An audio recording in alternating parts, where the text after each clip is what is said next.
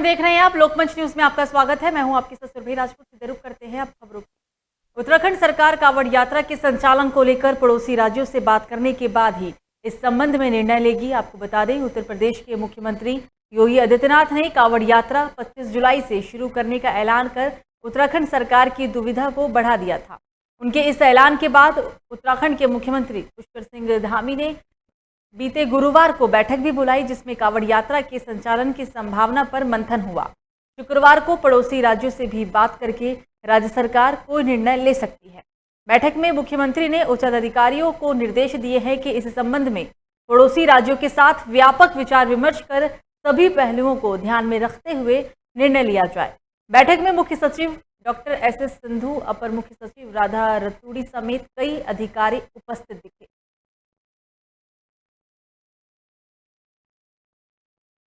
कांवड़ यात्रा को लेकर संशय लगातार बना हुआ है। कांवड़ यात्रा को ही लेकर बीते गुरुवार को एक बैठक भी बुलाई गई थी। हालांकि अब बात जो सामने निकल कर आ रही है, उसके मुताबिक पड़ोसी राज्यों से बात कर ही कोई अहम निर्णय लिया जा सकता है, क्योंकि इससे पहले यूपी के मुख्यमंत्री योगी आदित्यनाथ ने 25 जुलाई को कांवड़ यात्रा का ऐलान किया था। कांवड़ यात्रा ऐलान करने के बाद उत्तराखंड में एक बैठक भी बुलाई गई और बैठक में कई अहम फैसले लिए जा सकते हैं।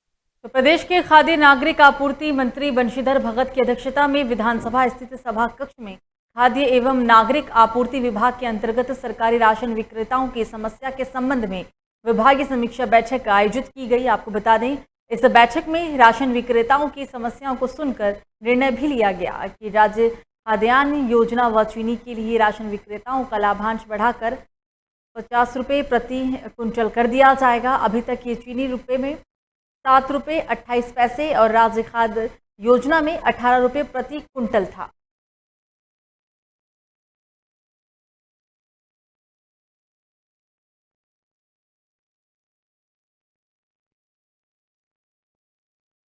विक्रेता को जो लाभांश मिलता था, चाहे वो गेहूं चावल है चाहे चीनी है, तो बहुत कम था। उसको बढ़ाकर हमने 50 रुपये किया है। परिवहन के भुगतान के लिए जो बजट प्राप्त होता है सरकार से, उसमें तय किया है कि हम उसके जो बजट हमको नहीं मिला है, तुरंत ही 1 महीने के अंदर भारत सरकार से माननीय मंत्री जी से बातचीत करेंगे। मंत्री स्तर पर और सचिव स्तर पर वार्ता होगी और उस पर कोई ठोस निर्णय लेकर के उनको उस पैसे को दिलवाएंगे।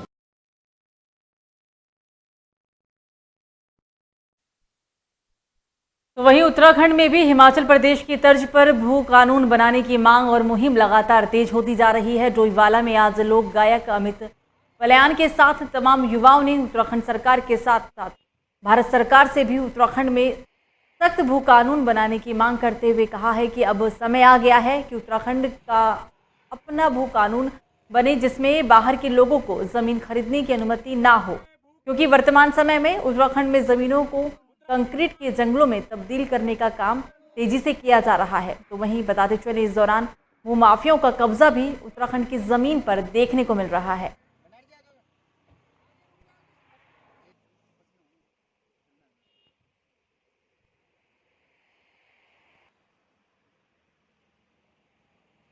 उत्तराखंड भू कानून की मांग जनता समय समय पर उठाती रही है।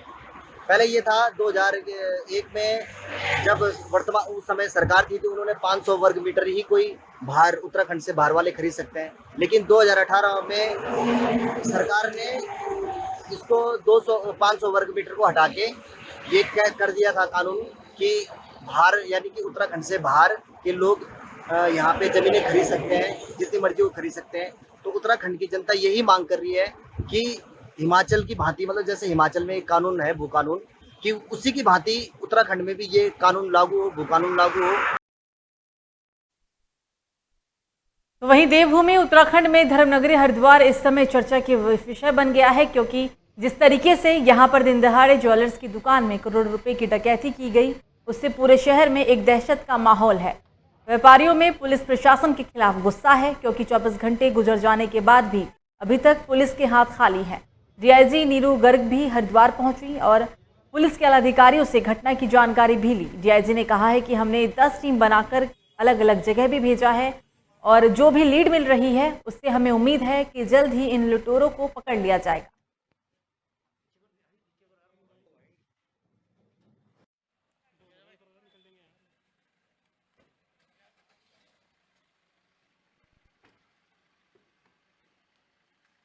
तो हरिद्वार की खबर, 24 घंटे बीत जाने के बाद भी लुटेरे को पकड़ने में पुलिस असफल रही और इस घटनाक्रम के बाद व्यापारी वर्ग में काफ़ी गुस्सा भी देखने को मिला। ज्वेलर्स की दुकान में डकैती की गई। 24 घंटे से ज़्यादा का समय बीत चुका है। डीआईजी भी इस पूरे घटनाक्रम को लेकर जांच पड़ताल में जुट गई है। 10 टीमें भी बनाई गई है, लेकिन बावजूद इसके अभी तक पुलिस के हाथ खाली है।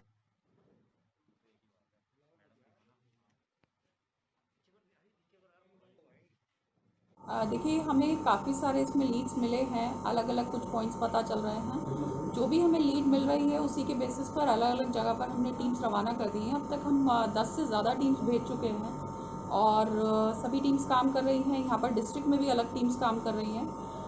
कुछ टीम्स हमारे सीसीटीवी कैमरास पर काम कर रही हैं, कुछ जो मोबाइल डेटा पर काम कर रही हैं, कुछ हमारी जो ट्रेडिशनल पुलिसिंग जो होती है कि जो लीड मिल रहा है वहाँ पर जाकर पूछताछ करना और स्टेट के पुलिस से कोऑर्डिनेट करना, सभी पॉइंट्स पर हम लोग काम। खबरों में आगे बढ़ेंगे। अगली खबर भी हरिद्वार से ही, जहां पर उत्तराखंड राज्य के कृषि मंत्री सुबोध उनियाल ने आला अधिकारियों की समीक्षा बैठक ली, जिसमें प्रदेश के किस तरीके से किसी को कराया जाए जिससे कि किसानों की आय कई गुना और बढ़ सके, ये कहना था उनका। उस पर अधिकारियों के साथ बैठक करके कैबिनेट मंत्री ने चर्चा भी किया है। साथ ही साथ कई नई योजनाओं पर भी बात हुई है। कैबिनेट मंत्री सुबोध उनियाल ने कहा है कि राज्य में बागवानी विकास को लेकर कई योजना बनाई गई है और आज हमने प्रदेश के समस्त उद्यान अधिकारियों और निदेशकों की बैठक हरिद्वार में बुलाई, जिससे कि ये संदेश पूरे प्रदेश में जाए कि सरकार किसानों की आय को कई गुना करने का काम गंभीरता से कर रही है और उसको धरातल पर उतारने पर भी लगी हुई है। जिस तरीके से राज्य में जो संभावनाएं हैं उसको देखते हुए 5 अलग अलग सेंटर भी बनाए गए हैं जिससे कि किसानों को फायदा मिल सके।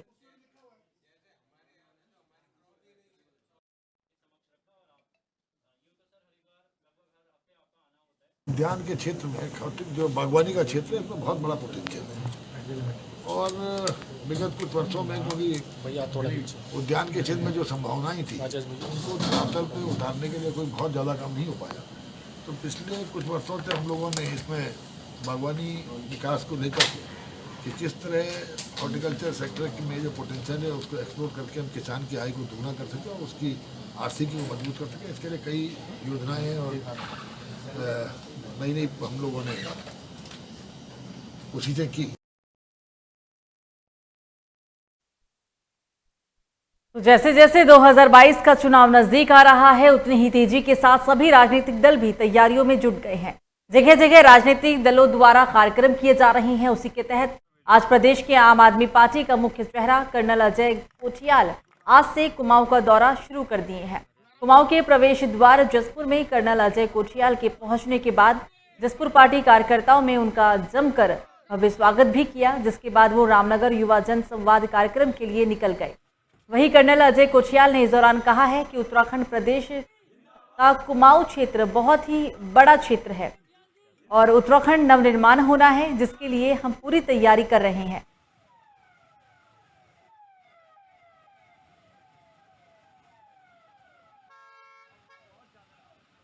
नवनिर्माण करना है। कुमाऊं इस पूरे उत्तराखंड का एक बहुत बड़ा हिस्सा है और यहाँ पे जहाँ अभी हम खड़े हैं जसपुर में, यूनुस भाई साथ में हैं, बाकी और जितने भी साथ में हैं, ये तो हमको जोश दे रहे हैं कि नवनिर्माण का जो हमारा प्लान है बहुत अच्छे तरीके से आगे वीडियो बनने लगी। तो वरिष्ठ आप नेता कर्नल अजय कोठियाल ने कहा है कि देवभूमि की भाजपा सरकार दिल्ली के अरविंद केजरीवाल सरकार से सीख ले। जिस तरह से दिल्ली में बिजली मुफ्त दी जा रही है उसी तर्ज पर ही उत्तराखंड में भी सरकार को बिजली मुफ्त देने की घोषणा करनी पड़ रही है, जबकि पहले ही भाजपा और कांग्रेस दोनों ही दिल्ली में मुफ्त बिजली देने की आलोचना भी करती। आपको बता दें कि रामनगर में आयोजित आम आदमी पार्टी के युवा संवाद कार्यक्रम में भाग लेने जा रहे वरिष्ठ आप नेता कर्नल अजय कोठियाल आज यहां पार्टी कार्यालय पर अल्प समय में के लिए रुके और उन्होंने प्रदेश उपाध्यक्ष दीपक बाली के साथ आज काशीपुर में पार्टी कार्यालय के बाहर ही पत्रकारों के साथ बातचीत भी की। Retired colonel Ajay Kothiyal Ramnagar road स्थित आम आदमी पार्टी के कार्यालय पर रुके। पार्टी कार्यकर्ताओं ने उनका जोरदार स्वागत किया। इस दौरान पत्रकारों के कार्यालय के बाहर उनसे बातचीत भी की गई।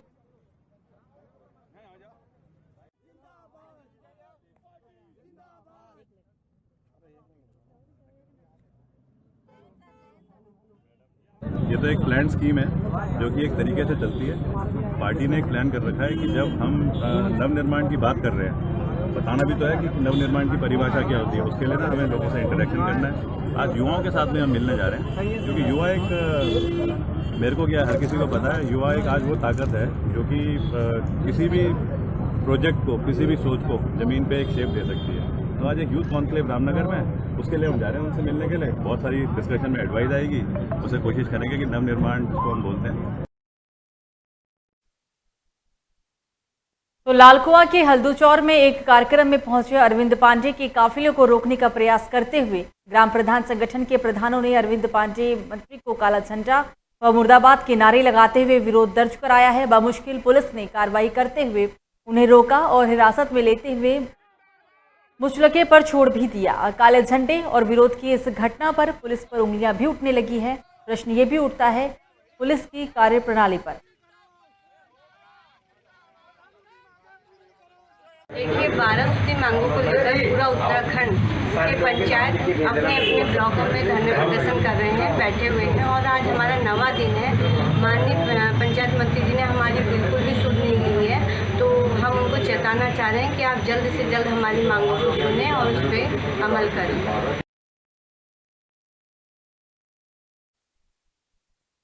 तो सरकार की योजना अटल उत्कृष्ट विद्यालय से उन बच्चों के सपनों को जरूर पंख लगेंगे जो इंग्लिश मीडियम से पढ़ने का सपना आज तक देख रहे थे। सरकार की इस योजना ने रफ्तार पकड़ ली है और सरकार चाहती है कि जल्द से जल्द स्कूलों में शिक्षण व पढ़ाई की तैयारियों को भी दुरुस्त कर दिया जाए। आपको बता दें कि उत्तराखंड सरकार ने सरकारी स्कूल के बच्चों को भी प्राइवेट स्कूल की तर्ज पर अंग्रेजी माध्यम में शिक्षा देने का प्रस्ताव तैयार किया। इसको अमली जामा देने का काम भी लगभग शुरू हो चुका है। पूरे प्रदेश में अब तक 190 इंग्लिश मीडियम स्कूल खुलने जा रहे हैं।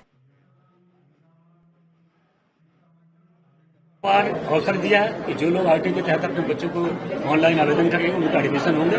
इसके बावजूद भी अभी 5000 से ज़्यादा जगह खाली है, लेकिन मैंने अभी कहीं बोला नहीं है। लेकिन मैं आपको कैसे बोल रहा हूँ कि मैं आम जनता को एक मौका और दूंगा ऑनलाइन आवेदन करने का, ताकि जिनका एडमिशन नहीं हो पाए वो एडमिशन ले सकते हैं। तो वहीं कोरोना की तीसरी लहर को लेकर हरिद्वार देहात में स्वास्थ्य विभाग पूरी तरह से मुस्तैद है। स्वास्थ्य अधिकारियों का दावा है कि सीएससी पर पीसीएससी पर बच्चों के लिए भी अलग से कोरोना आइसोलेशन वार्ड बना दिए गए हैं। युवा और बुजुर्गों के लिए पहले से ही पर्याप्त आइसोलेशन वार्ड यहां मौजूद है। कोरोना टेस्टिंग और टीकाकरण का काम बदस्तूर जारी है। बॉर्डर पर भी टेस्टिंग और टीकाकरण दायरा बढ़ा दिया गया है। डॉक्टर वर्मा ने विभाग के इंतजामों को पुख्ता बताने के साथ साथ इस बात पर चिंता भी जताई कि लोग कोरोना गाइडलाइन का ईमानदारी से पालन नहीं कर रहे हैं। उन्होंने कहा है कि लोग मास्क लगाने से भी कोताही बरत रहे हैं।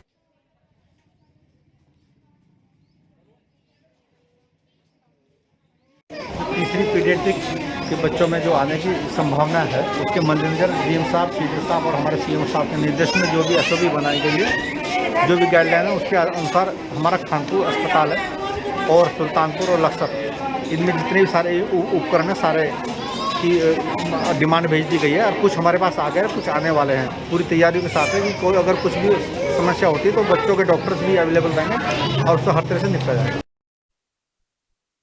तो जहां एक और पूरे देश में कोरोना की दूसरी लहर ने कहर बरपाया था, तो वहीं दूसरी ओर अब वैक्सीनेशन को लेकर सरकार लोगों को लगातार जागरूक भी करने लगी है। लेकिन वैक्सीन की कमी के चलते लोगों को वैक्सीन नहीं लग पा रहा है। मंगलोर के गुरुकुल नरसन में स्थित राजा महेंद्र प्रताप प्रेम विद्यालय इंटर कॉलेज में वैक्सीनेशन शिविर लगाया गया, लेकिन इस शिविर में वैक्सीन ना होने के कारण लोग परेशान हैं। वैक्सीन लगवाने के लिए लोगों को कई चक्कर भी काटने पड़ रहे हैं, जिसको लेकर लोग काफ़ी परेशान भी हैं। वैक्सीनेशन के लिए शिविर में पहुंचे लोगों का कहना है कि कई वो चक्कर भी काट चुके हैं, लेकिन अभी तक उनका वैक्सीनेशन नहीं हो पाया।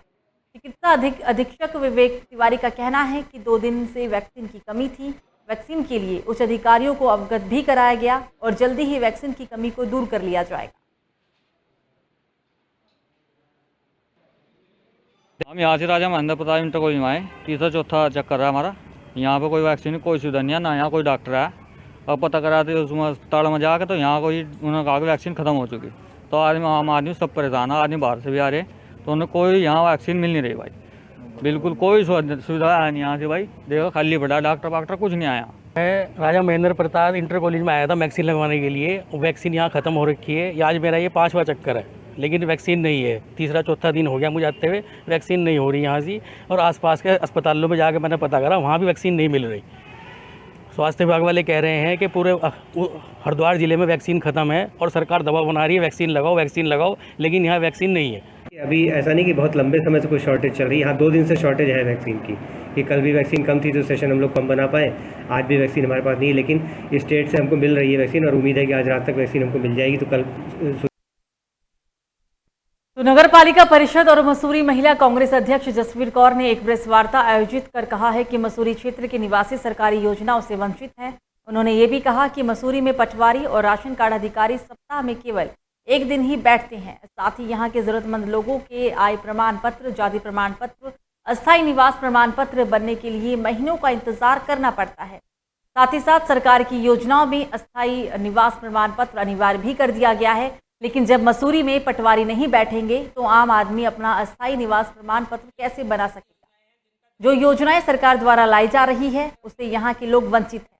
उन्होंने मांग भी की है कि मसूरी में पटवारी की अस्थायी रूप से नियुक्ति की जानी चाहिए ताकि यहाँ के लोगों को सुविधाएं मिल सके।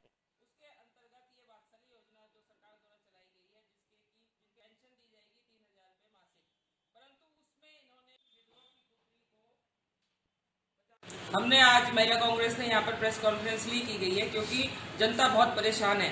यहाँ पर जो पटवारी हैं वो नहीं आते और राशन कार्ड अधिकारी भी नहीं आते क्योंकि उनका एक दिन निश्चित किया गया है, सिर्फ बृहस्पतिवार, और जो राशन कार्ड अधिकारी है उनका शनिवार। तो बृहस्पतिवार को पटवारी जो है कम से कम 1 महीने तक नहीं आते क्योंकि अगर उनसे फ़ोन पे पूछा जाए तो वो कहते हैं कि हमारे पास बहुत कार्यभार है और हमारे पास 5-5, 6-6 क्षेत्र हैं, तो हम कैसे आएंगे। इसलिए वो मसूरी आते ही नहीं और जनता को परेशानी का सामना करना पड़ता है।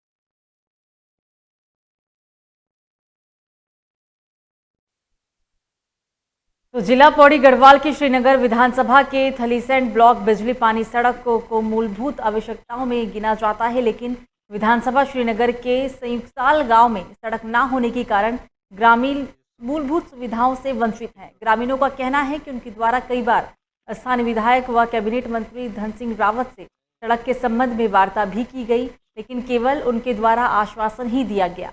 ग्रामीणों ने यह भी कहा है कि कई बार तबीयत खराब होने पर ग्रामीणों को मुख्य सड़क तक पहुंचने के लिए लगभग 3-4 किलोमीटर पैदल चलकर मुश्किल से मोटर मार्ग तक पहुंचना पड़ता है। सबसे ज़्यादा दिक्कत गर्भवती महिलाओं को प्रसव पीड़ा के दौरान होती है। ये सोसाल गांव है पट्टी चौथान में थलीसैंड ब्लॉक में। यहाँ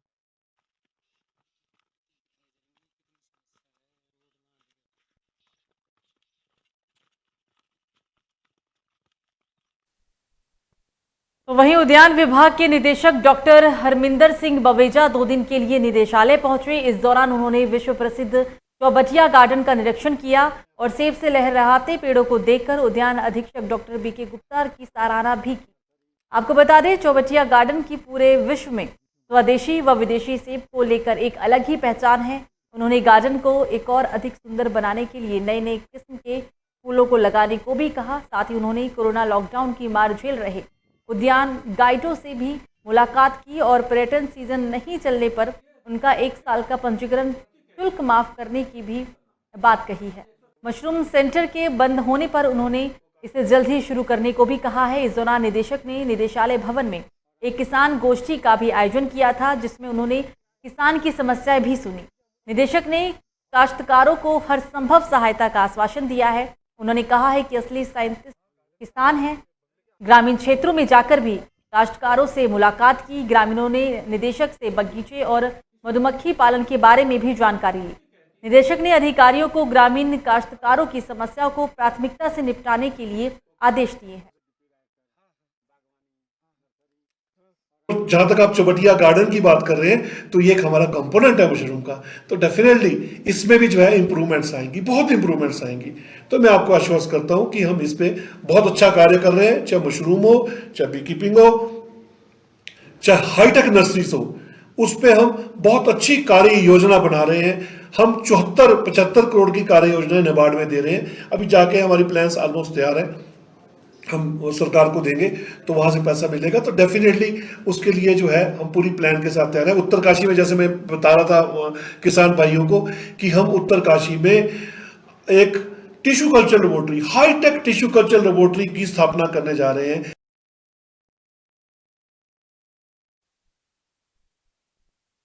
तो थौलधार विकासखंड में ग्राम प्रधानों ने अपनी 12 सूत्री मांगों के निराकरण न होने पर आज विकासखंड मुख्यालय में जिलाध्यक्ष रविंद्र सिंह राणा के नेतृत्व में नारेबाजी करते हुए धरना प्रदर्शन कर ताला जड़ा और सरकार के खिलाफ नारेबाजी भी की। आपको बता दें, प्रधान संगठन की मुख्य मांगों में प्रति जॉब कार्ड श्रमिक दिवस 100 रुपये की जगह 200 किया जाए, मनरेगा मजदूरों का मानदेय 204 के बजाय 350 प्रतिदिन किया जाए और साथ ही ग्राम प्रधानों का मानदेय 10,000 प्रतिमाह भी किया जाए और कार्यकाल समाप्ति के बाद 5,000 मासिक पेंशन के रूप में किए जाने की मांग की गई है। वर्तमान समय में उत्तराखंड प्रदेश में ग्राम प्रधान के अधीन कार्य करने वाले ग्राम प्रहरी को भी 2,000 प्रतिमाह मानदेय दिया जाता है, जबकि ग्राम प्रधानों को मात्र 1,500 रुपये ही मानदेय दिया जा रहा है, जो ग्राम प्रधानों के मान सम्मान को ठेस भी पहुंच रहा है। इससे प्रदेश के समस्त ग्राम प्रधानों में सरकार के खिलाफ भारी रोष व्याप्त है।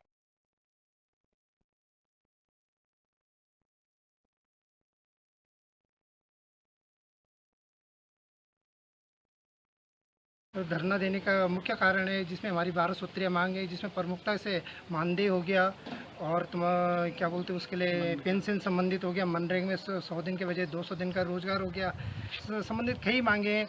अभी तक क्या प्रधानों को केवल 1500 मानदेय दिया जाता है, जिसमें प्रधानों के अंदर बहुत ज़्यादा आक्रोश है।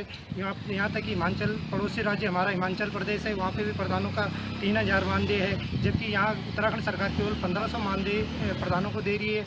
जबकि प्रधानों के अंडर में जो एक ग्राम प्रहरी काम करता है, जिसका कुछ भी काम नहीं होता है, उसको 2,000 से 2,500 मानदेय सरकार ने कर दिया है। तो उत्तराखंड राज्य को बने लगभग 21 साल होने जा रहे हैं, लेकिन आज भी उत्तराखंड राज्य आंदोलनकारी दर दर की ठोकरें खाने को मजबूर है। आज विकासनगर तहसील में उत्तराखंड आंदोलनकारियों ने प्रदर्शन कर अपना आक्रोश जताया। आंदोलनकारियों ने विकासनगर एसडीएम विकासनगर के माध्यम से मुख्यमंत्री उत्तराखंड सरकार को एक ज्ञापन भी सौंपा। इस मौके पर उत्तराखंड राज्य आंदोलनकारियों का कहना था कि उत्तराखंड में आज भी राज्य के लिए शहादत देने वाले दर दर की ठोकरें खा रहे हैं। राज्य आंदोलनकारियों को उचित सम्मान व सरकारी नौकरी दी जाए, सरकार द्वारा 10% आरक्षण भी दिया जाए। उसका अध्यादेश माननीय राज्यपाल के पास कई वर्षों से लंबित भी है, जिसका भाजपा सरकार चाहे तो क्षण भर में समाधान करवा सकती है। अगर भाजपा सरकार उत्तराखंड राज्य के आंदोलनकारियों के सपनों को साकार नहीं करना चाहती है तो उत्तराखंड के गांधी श्री इंद्रमणि बडोनी को राजपुरुष, राजपिता एवं आंदोलनकारियों को सरकारी नौकरी प्रदान किया जाए और चिन्हीकरण कार्य शीघ्र ही पूरा किया जाए।